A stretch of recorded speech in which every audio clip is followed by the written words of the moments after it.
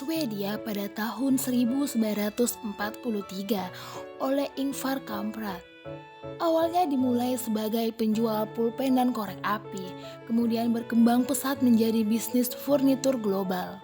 Filosofi bisnis IKEA berpusat pada demokrasi desain, yaitu menyediakan furnitur bergaya dan fungsional dengan harga terjangkau bagi banyak orang.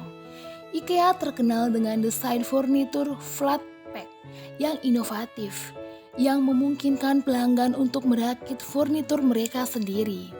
IKEA memiliki lebih dari 450 toko di 60 negara di seluruh dunia, termasuk Indonesia.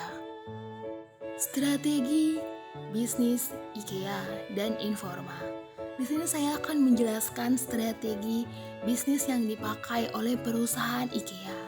Yang pertama, IKEA menerapkan model self-service, di mana pelanggan memilih, mengambil, dan merakit furnitur mereka sendiri. Hal ini membantu IKEA menghambat biaya tenaga kerja yang overhead toko. Yang kedua, IKEA terkenal dengan desain furniturnya yang flat pack, yang berarti furnitur tersebut dibongkar dan dikemas dalam karton datar. Hal ini memungkinkan IKEA untuk menghemat ruang penyimpanan dan transportasi, yang pada akhirnya menurunkan biaya logistik. Yang ketiga, IKEA memproduksi furniturnya dalam jumlah besar yang memungkinkan mereka untuk mencapai skala ekonomi dan menurunkan biaya produksi per unit. Yang keempat, toko IKEA umumnya terletak di luar pusat kota, di mana harga sewa lebih rendah. Yang kelima, IKEA fokus pada pemasaran massal dan digital yang merupakan cara yang hemat biaya untuk menjangkau pelanggan. Yang keenam, IKEA menawarkan pengalaman berbelanja yang unik dan interaktif, di mana pelanggan dapat menjelajahi ruang pamer yang dirancang seperti rumah sesungguhnya. Sedangkan perusahaan Informa didirikan di Jakarta, Indonesia pada tahun 2005 oleh PT Kawan Lama Sejahtera, merupakan salah satu peritel furnitur terbesar di Indonesia dengan lebih dari 150 toko di 70 kota. Menawarkan berbagai macam furnitur, dekorasi rumah, dan aksesoris untuk berbagai gaya dan anggaran. Informa terkenal dengan layanan yang lengkap, termasuk jasa desain interior, konsultasi furnitur, pengiriman dan pemasangan, dan program royalita pelanggan. Informa berkomitmen untuk menyediakan produk berkualitas tinggi dengan desain yang menarik dan harga yang kompetitif.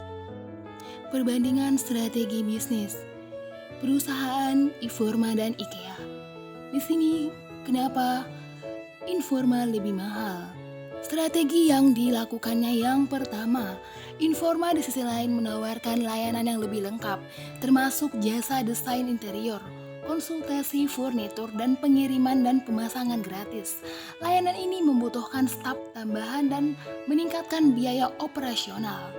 Yang kedua, Informa umumnya menjual furnitur yang sudah dirakit, yang membutuhkan lebih banyak ruang penyimpanan dan transportasi, sehingga meningkatkan biaya logistik.